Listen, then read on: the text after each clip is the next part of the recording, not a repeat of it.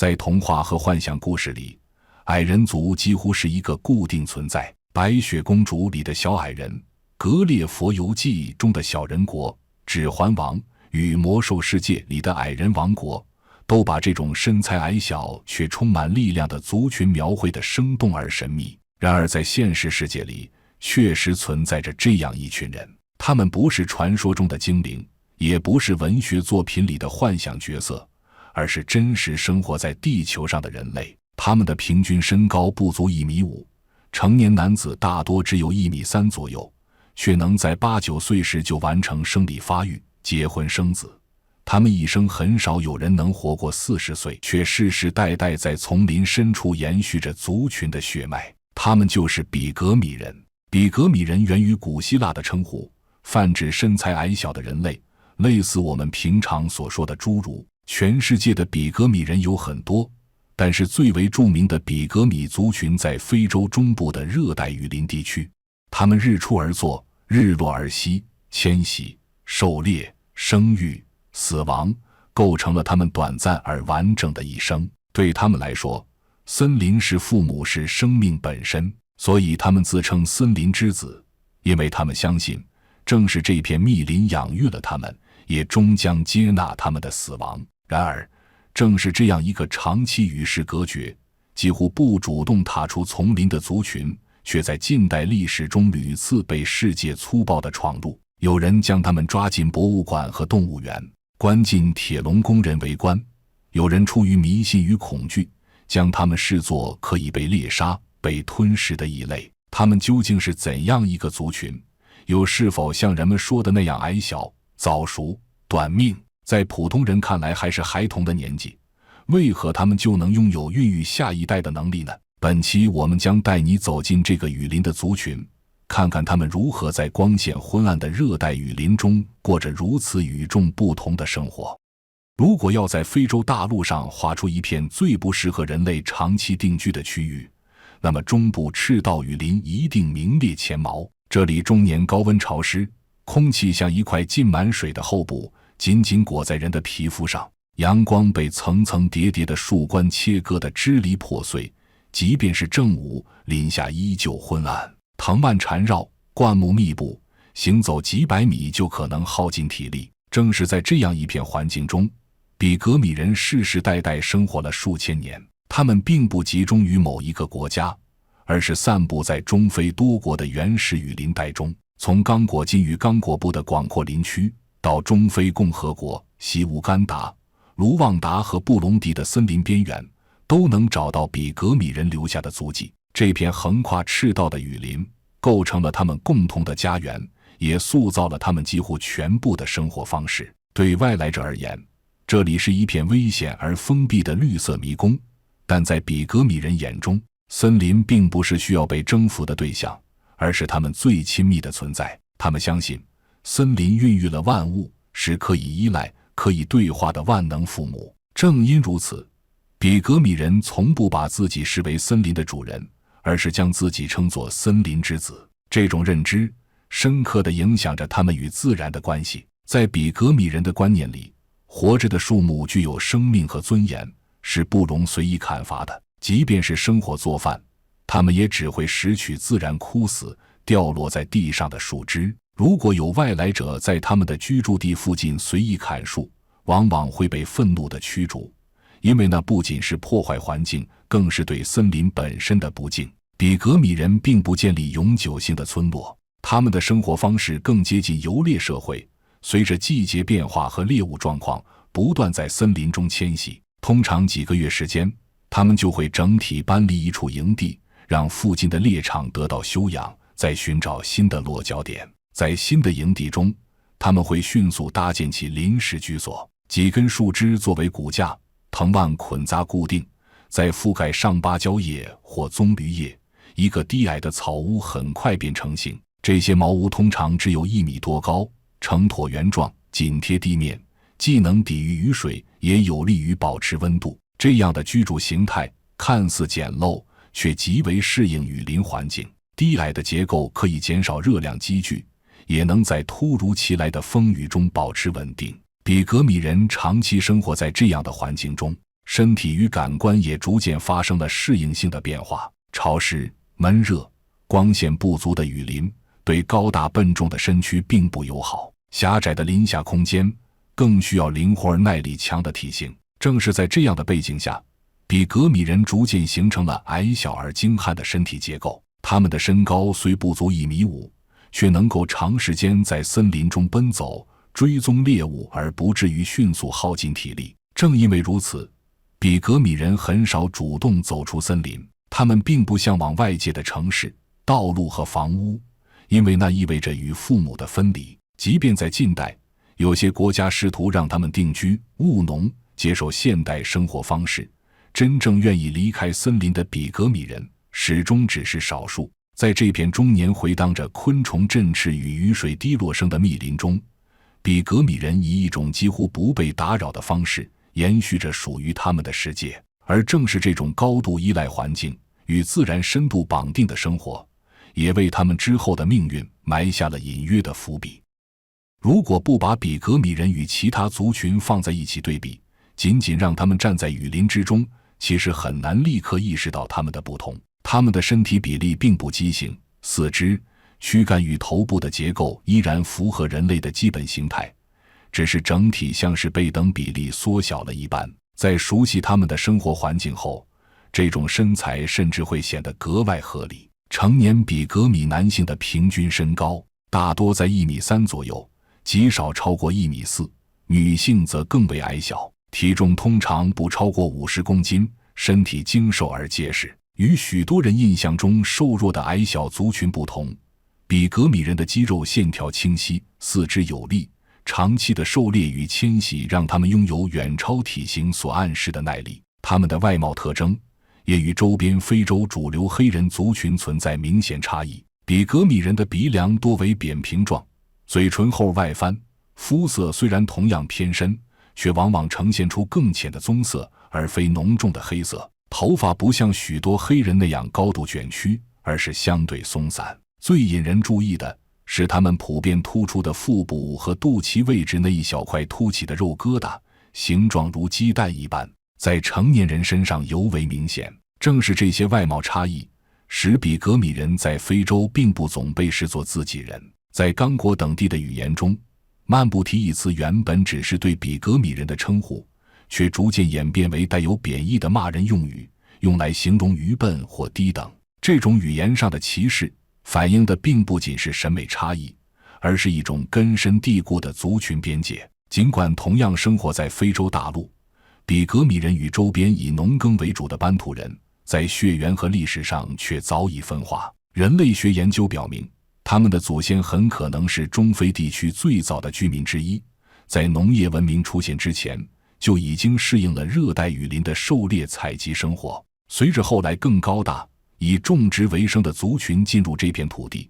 比格米人逐渐被挤压到森林深处，成为留在雨林里的人。他们的矮小身材也正是在这种长期的雨林生活中逐渐形成的。潮湿闷热的环境使得散热效率变得尤为重要。相对较小的体型意味着更大的体表面积比例，有利于在高温环境中调节体温。同时，密林中的行动空间狭窄，矮小而灵活的身体更容易穿行于灌木和藤蔓之间，追踪猎物而不被察觉。更重要的是，在资源并不稳定的环境中，较小的身体意味着更低的能量消耗。当一次狩猎并不能保证收获时，谁能用更少的食物维持体力，谁就更有可能活下来。久而久之，这种身体特征被一代代保留下来，成为比格米人最显著也最容易被外界误解的标志。也正因如此，在比格米人的社会里，婴儿出生后不久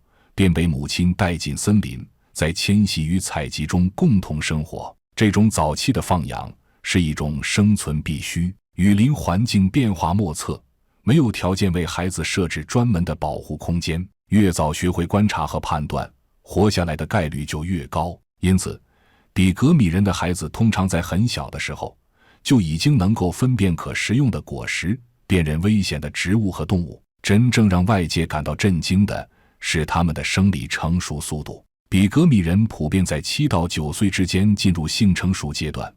这意味着在现代社会仍被视为儿童的年龄，在他们的世界里已经具备了成为成年人的生理条件。身高和体型在此后变化不大，生命的生长阶段被极度压缩。伴随着身体的变化，社会角色也随之转变。男孩会被要求逐渐脱离母亲的照料，开始单独跟随成年男性进入更深的森林，学习狩猎和追踪。女孩则会经历名为伊里玛的成年仪式，这是一种象征性的转变，标志着他们被正式视为可以结婚生育的成年人。婚姻在比格米社会中来得很早，他们实行的是一夫一妻制，但多配偶现象也存在，如姐妹共夫或兄弟共妻。为了避免血缘过近，成年后的男女往往需要在不同营地甚至不同部落之间寻找配偶。这种外婚制度在人口规模本就不大的情况下显得尤为重要。通过不断的通婚，族群得以维持基本的健康与延续。在这样的生活节奏下，个体几乎没有缓冲期，从孩子到成年人，从学习到承担责任，往往在极短时间内完成。情感、责任和生存被压缩在一段并不漫长的人生之中。对比格米人来说，8、9岁的年纪已经意味着走向人生的1/3。这种早熟的人生模式，既是对雨林环境的适应，也是无奈的选择。然而早熟并不意味着长寿，相反，它往往伴随着生命的迅速消耗。比格米人的人生在进入成年之后便开始走向终点，这条曲线的下半段远比外界想象的更为陡峭。在比格米人的世界里，衰老来得比外界更早，也更突然。一个人在部落中被称为长者，并不意味着他已经经历了漫长的一生，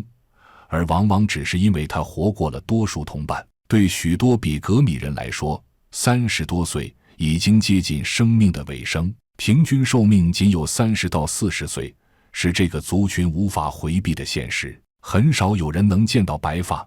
更少有人能够经历完整的老年阶段。生命像是一条被压缩的轨迹，迅速上升又迅速下坠，在短短几十年内完成从出生到死亡的全部过程。造成短寿的原因并非单一因素，而是多种风险长期叠加的结果。首先是极高的婴儿死亡率。在雨林环境中，感染、营养不足和意外事故随时可能发生，许多孩子在尚未学会走路之前就已经夭折。统计显示，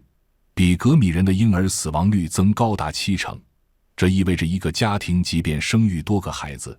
也无法保证他们全部长大成人。对于成功度过幼年阶段的人来说，生活的危险依然无处不在。频繁的狩猎和迁徙使得受伤成为常态。一道被树枝划破的伤口，在缺乏清洁水源和药物的情况下，就可能引发严重感染。热带地区流行的疟疾、肠道疾病也反复侵蚀着他们本就脆弱的身体。营养问题同样长期存在。尽管比格米人能够在森林中获取多样化的食物，但这种获取极不稳定。猎物减少、雨季异常、森林资源被外界掠夺，都会直接导致食物短缺。在长期的能量消耗与营养摄入不足之间，身体很难维持健康状态。性早熟被认为是比格米人生理特征中最显著的一点，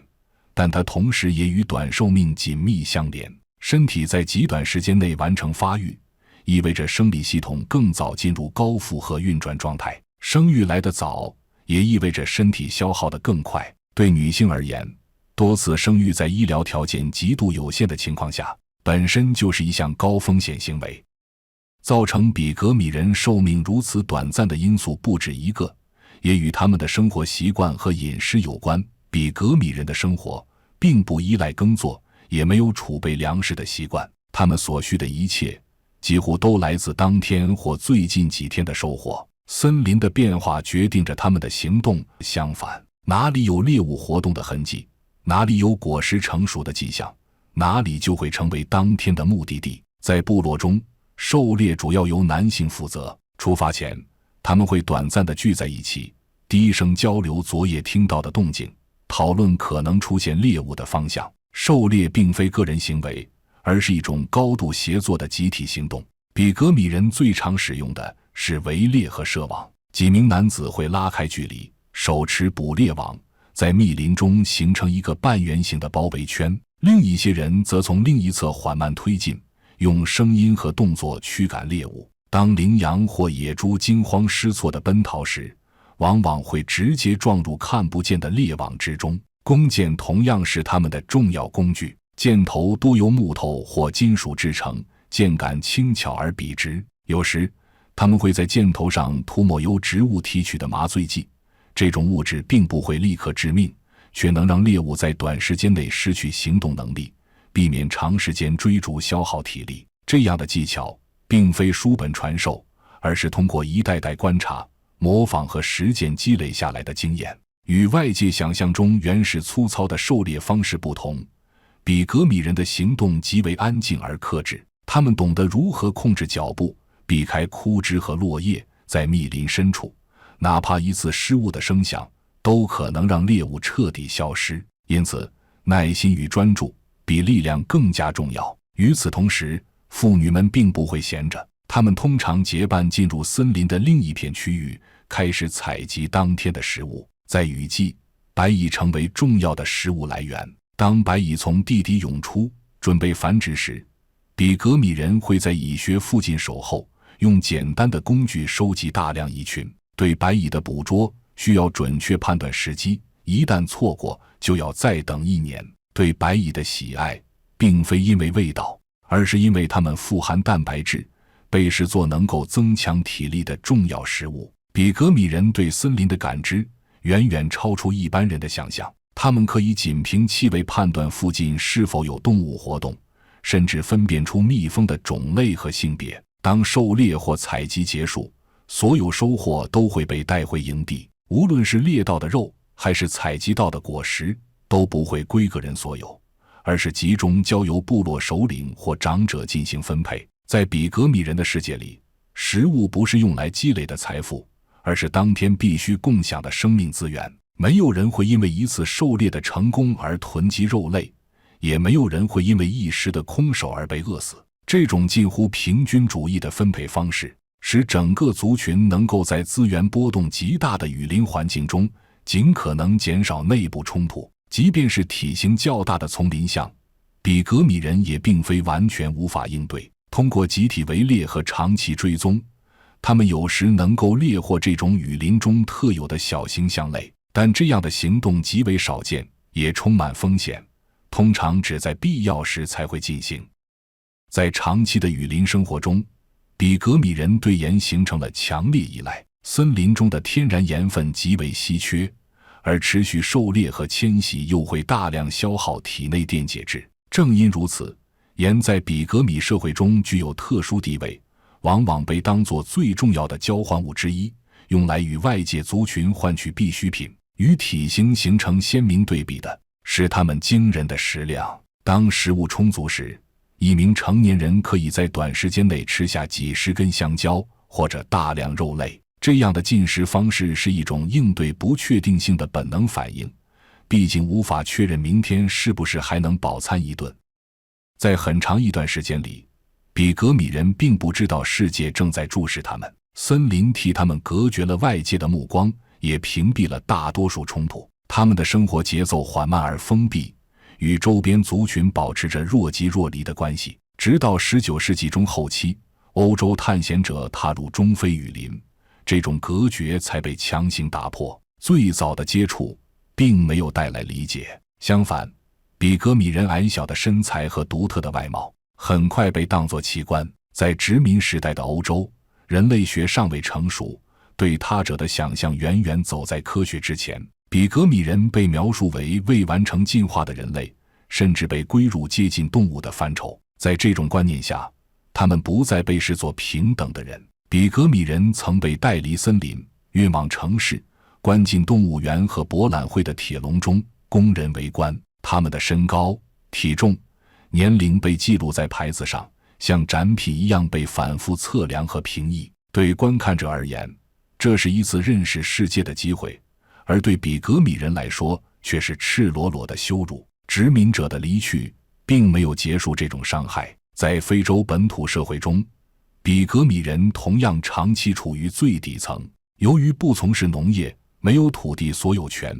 他们在许多国家的法律体系中几乎不存在。周边农耕民族往往把他们视作低等族群，用曼布提等词汇进行贬损，甚至将他们当作可以被驱使、被交换的对象。更为残酷的是根植于迷信的暴力。在极端情况下，有人相信食用比格米人的身体可以带来好运或力量，这种非人化的观念使他们成为猎杀对象，而不是需要被保护的人类。如今，